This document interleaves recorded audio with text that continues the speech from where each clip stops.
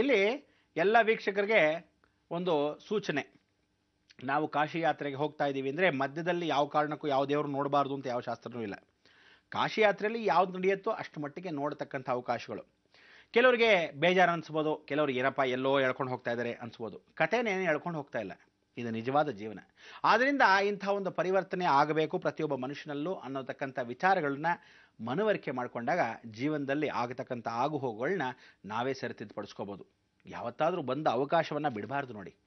ನೋಡಿ, ಯಾವತ್ತೂ ಯಾರ ಮೇಲೂ ಜಗಳ ಮಾಡೋಕ್ಕೆ ಹೋಗಬಾರ್ದು, ಆದರೆ ಬಂದ ಜಗಳನ್ನ ಬಿಡಬಾರ್ದು, ಇದನ್ನೂ ಇಟ್ಕೋಬೇಕು. ಅದಕ್ಕೋಸ್ಕರ ಜೀವನ ಪರ್ಯಂತ ಪ್ರತಿಯೊಬ್ಬ ಮನುಷ್ಯ ಸ್ವಾಭಿಮಾನದಿಂದ ಬದುಕಬೇಕು. ನಡ್ಕೊಂಡು ಹೋಗೋ ದಾರಿಯಲ್ಲಿ ಯಾವುದೇ ಒಂದು ಶಕ್ತಿ ಸಿಕ್ಕಿದ್ರೆ ಆ ಶಕ್ತಿಗಳನ್ನು ಸೇರಿಸ್ಕೊತಾ ಹೋಗಬೇಕು. ಯಾವುದೇ ಒಂದು ಜ್ಞಾನ ಸಿಕ್ಕಿದ್ರೆ ಅದನ್ನು ಅಭಿವೃದ್ಧಿ ಪಡಿಸ್ಕೊತಾ ಹೋಗಬೇಕು, ಕೇಂದ್ರ ಬಿಂದುವಾಗಿ ಮಾಡ್ಕೊತಾ ಹೋಗಬೇಕು. ಅದಕ್ಕೆ ಇವತ್ತು ಮೊಘಲ್ ಸರಾಯ್ಗೆ ಪ್ರತಿಪೂರ್ವಕವಾಗಿ ಬಂದ್ವಿ. ಕಾಶಿ ಯಾತ್ರೆಯಲ್ಲಿ ಕಾಶಿ ಕ್ಷೇತ್ರಕ್ಕೆ ಬಂದು ವಾರಣಾಸಿ ಅದಕ್ಕೆ ಬಂದು ಇಳಿಬೇಕು. ಈ ವಾರಣಾಸಿಗೆ ಇಳಿಯೋಕ್ಕೆ ಮೊದಲು ಮೊಘಲ್ ಸರಾಯ್ ಅಂತ ಹೇಳಿದ್ನಲ್ಲ, ಈ ಮೊಘಲ್ ಸರಾಯ್ ವಿಚಾರ ಹೇಳ್ತೀನಿ ಕೇಳಿ. ವರ್ಲ್ಡ್ಸ್ ಜಗತ್ತಲ್ಲಿ ಒಂದು ವರ್ಲ್ಡ್ ರೆಕಾರ್ಡ್ ಅನ್ನಲ್ವಾ, ಹಾಗೆ ವರ್ಲ್ಡ್ಸ್ ಬಿಗ್ಗೆಸ್ಟ್ ಪ್ಲ್ಯಾಟ್ಫಾರ್ಮ್ ಇಂಡಿಯಾ. ಅಂದರೆ ಪ್ರಪಂಚದಲ್ಲೇ ಸಾಕಷ್ಟು ಪ್ಲ್ಯಾಟ್ಫಾರ್ಮ್, ಅಂದರೆ 111 ಪ್ಲ್ಯಾಟ್ಫಾರ್ಮ್ ಇಡೀ ಜಗತ್ತಲ್ಲಿ ಎಲ್ಲೂ ಇಲ್ಲ. ಪ್ರಪಂಚದಲ್ಲೇ 111 platform number 1, platform number 2 railway ಸ್ಟೇಷನಲ್ಲಿ ನೋಡ್ತೀರಾ, ಪ್ಲ್ಯಾಟ್ಫಾರ್ಮ್ ನಂಬರ್ 3, ಪ್ಲ್ಯಾಟ್ಫಾರ್ಮ್ ನಂಬರ್ 4 ಅಲ್ವಾ. ಹಾಗೆ 111 ಪ್ಲ್ಯಾಟ್ಫಾರ್ಮ್ ಇಡೀ ಜಗತ್ತಲ್ಲಿ ಎಲ್ಲೂ ಇಲ್ಲ ಸ್ವಾಮಿ. ನಮ್ಮ ಭಾರತ ದೇಶದಲ್ಲೇ ಇರೋದಿದು. ಸಂತೋಷ ಪಡ್ರಿ, ಮೊಘಲ್ ಸರಾಯಲ್ಲಿ ಎಂಥ ವಿಶೇಷ ಅಂತೀರಾ.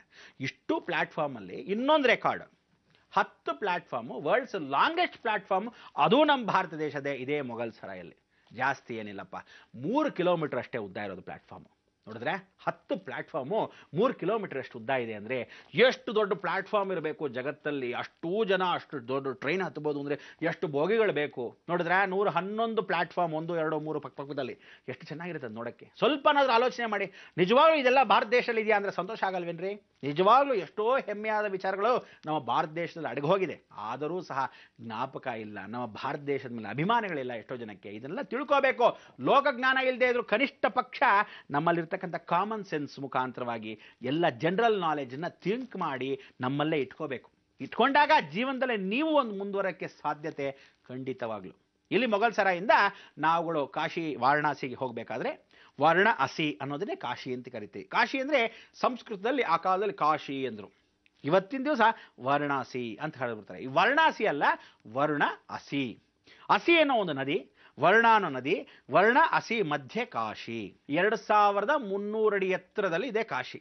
2300 ಅಡಿ ಎತ್ತರದಲ್ಲಿ. ಅಂದರೆ ನೀರ್ಮಟ್ಟಿಗೆ ಮಹಾರಾಜರೇ ಕಾಶಿ ಮಹಾರಾಜರು ಅಂತ ಕರಿತಾ ಇದ್ರು.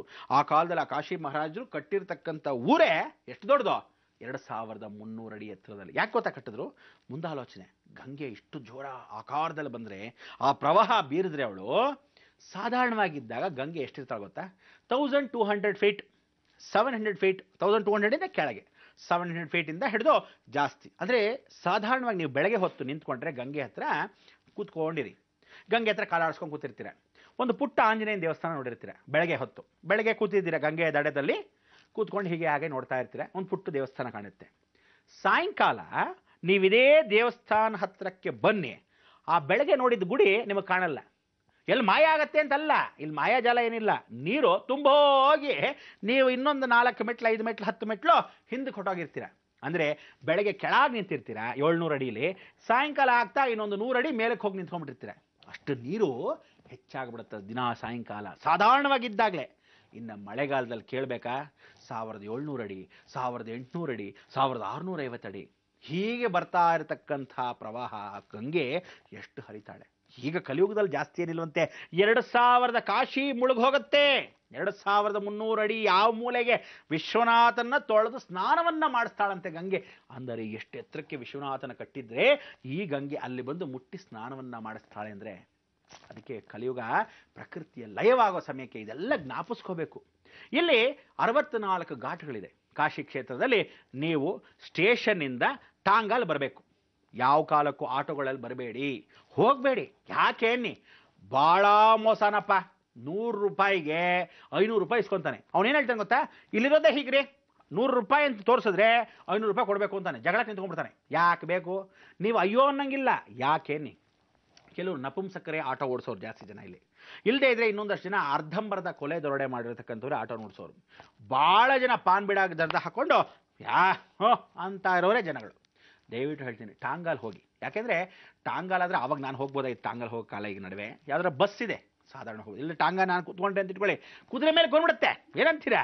ಅದಕ್ಕೋಸ್ಕರ ಟಾಂಗಾನಲ್ಲಿ ನಿಮ್ಮಂಥವರೆಲ್ಲ ಯಾರು ಹೋಗಬೇಕಾದ್ರೆ ಸಂತೋಷಪಟ್ಟು ಆ ಟಾಂಗಾಲ್ ಹಾಗೆ ಹೋಗಬೇಕು. ಇಲ್ಲಿ ಆಟೋಗಳನ್ನು ದಯವಿಟ್ಟು ಉಪಯೋಗಿಸ್ಕೊಳ್ಳೇಬೇಡಿ. ಅಕಸ್ಮಾತ್ ಮೋಟಾರ್ ಅಂತಿರ್ತಾರೆ, ಮೋಟಾರ್ ಅಂತ ಕರೀತಾರೆ. ಈ ಮೋಟಾರ್ ಅಂದರೆ ಏನು ಅಂದರೆ ಒಂದು 20 ಜನ ಕೂತ್ಕೊಳ್ಳೋಂಥ ಆಟೋ. ಅಂಥ ಆಟೋಗಳಲ್ಲಿ ಬೇಕಾದ್ರೆ ಹೋಗಿ. ಸುಮಾರು ಜಾಸ್ತಿ ಜನ ಹೋದರೆ ಆ ಮೋಟಾರ್ ಕಾರ್ ಅಂತ ಕರೀತಾರೆ, ಲೇ ಮೋಟಾರ್ ಅಂತಾರೆ, ಇದರಾವು ಅಂತಾರೆ. ಆಗ ಅಂಥ ಮೋಟಾರ್ಗಳಲ್ಲಿ ಹೋಗ್ಬೋದು. ನೀವು ಹೋಗಬೇಕಾದ್ರೆ ಡೈರೆಕ್ಟು ಎಲ್ಲಿ ಹೋಗಬೇಕು? ಹನುಮಾನ್ ಘಾಟ್ಗೆ ಹೋಗಿ ಇಳ್ಕೊಳ್ಳಿ. ಬೇರೆ ಕಡೆ ಎಲ್ಲಾದರೂ ಇಳ್ಕೊಂಡ್ರಿ ನಿಮಗೆ ಇಳ್ಕೊಳ್ಳೋ ಸ್ಥಳಗಳು ಸರಿಯಾಗಿ ಗೊತ್ತಾಗಲ್ಲ. ಗಲೀಜುಗಳು, ಗಬ್ಬುಗಳು, ಯಾವ್ಯಾವುದೋ ಕೊಠಡಿಗಳು, ಯಾವುದೋ ಮನೆಗಳು. ಆ ಮನೆಗಳಲ್ಲಿ ನಿಮಗೆ ಖಂಡಿತವಾಗ್ಲೂ ಸಣ್ಣಗಿರೋನು ಕೂಡ ಈ ಕಡೆ ಆ ಕಡೆ ತಿರ್ಗಕ್ಕಾಗಲ್ಲಪ್ಪ, ಅಂಥ ಮನೆಗಳು.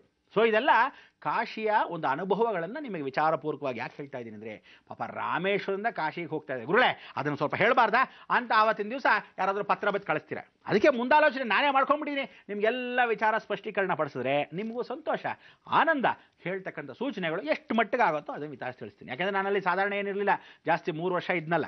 ಅದರಿಂದ ವಾರಣಾಸಿಯಲ್ಲಿ ನಮ್ಮ ವಿಶೇಷವಾಗಿರ್ತಕ್ಕಂಥ PhD ಸಮಯದಲ್ಲಿ ನಿಮಗೆ ಅಲಹಾಬಾದಲ್ಲಿ ನಾನು ಓದಿದ್ದಾಗ ಆ ವಿಶ್ವವಿದ್ಯಾಲಯದಲ್ಲಿ ಪರಿವರ್ತನೆ ಮಾಡ್ಕೊಳ್ಳೋ ಸಮಯಕ್ಕೆ ನಿಮಗೆಲ್ಲರಿಗೂ ವಿಚಾರಗಳನ್ನ ಏನೇನು ಎತ್ತ ಅಂತ ನನ್ನ ಅನುಭವಗಳನ್ನು ನಿಮಗೆ ಹಂಚ್ಕೊತಾ ಇದ್ದೀನಿ. ಅದೇ ರೀತಿಯಾಗಿ ಪಿಂಡ ಪ್ರದಾನಗಳಾಗಲಿ ಏನೇ ವಿಚಾರಗಳನ್ನು ತಿಳಿಸಬೇಕಾದ್ದು ನನ್ನ ಆದ್ಯ ಕರ್ತವ್ಯ ಧರ್ಮ.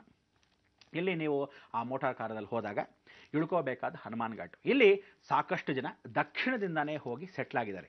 ಭಾಳ ಜನ ಇಲ್ಲಿ ಬ್ರಾಹ್ಮಣರಾಗಲಿ, ಕ್ಷತ್ರಿಯರಾಗಲಿ, ವಿಶೇಷವಾಗಿ ಲಿಂಗಾಯತ ಜನಗಳಾಗಲಿ, ಎಷ್ಟೋ ಮಠಾಧೀಶ್ವರರಾಗಲಿ, ವೀರಶೈವ ಮಠದವರಲ್ಲಿ ಇಲ್ಲ, ಭಾಳ ಜನ ಈ ಹನುಮಾನ್ ಘಾಟಿಂದ ಹಿಡಿದು ಈ ಕಡೆವರೆಗೂ ಎಲ್ಲರೂ ಇಳ್ಕೊಂಡಿರ್ತಕ್ಕಂಥ ಅವಕಾಶಗಳು. ಚಂದ್ರಮೌಳೇಶ್ವರನ ದೇವಸ್ಥಾನ ಇದೆ, ಕಂಚಿ ಮಠ ಇದೆ, ಈಶ್ವರನ ದೇವಸ್ಥಾನ ಇದೆ. ಎಲ್ಲ ಭಾಳ ಚೆನ್ನಾಗಿ ಸಂತೃಪ್ತಿಪೂರ್ವಕವಾಗಿ ನೀವುಗಳಲ್ಲಿ ಹೋಗಿ ಇಳ್ಕೋಬೋದು.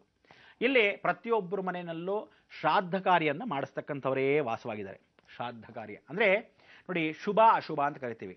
ಎಲ್ಲರೂ ಪ್ರೇತ ಸಂಸ್ಕಾರಗಳನ್ನು ಮಾಡಿಸೋರು ಶುಭ ಕಾರ್ಯಗಳಿಗೆ ಬರಲ್ಲ, ಶುಭ ಕಾರ್ಯ ಮಾಡಿಸೋರು ಪ್ರೇತ ಕಾರ್ಯಗಳು ಬರಲ್ಲ. ಯಾಕಂದರೆ ನೋಡಿ ಏನಾಗುತ್ತೆ, ಒಂದೊಂದು ಸಮಯ ಅಕಸ್ಮಾತ್ ಇವನು ತಿಥಿ ಮಾಡ್ತಾ ಇರ್ತಾನೆ ಅಂತ ಇಟ್ಕೊಳ್ಳಿ, ಯಾರ್ದೋ ಪಾಪ ಪಿಂಡ ಇಡ್ತಾ ಇರ್ತಾನೆ.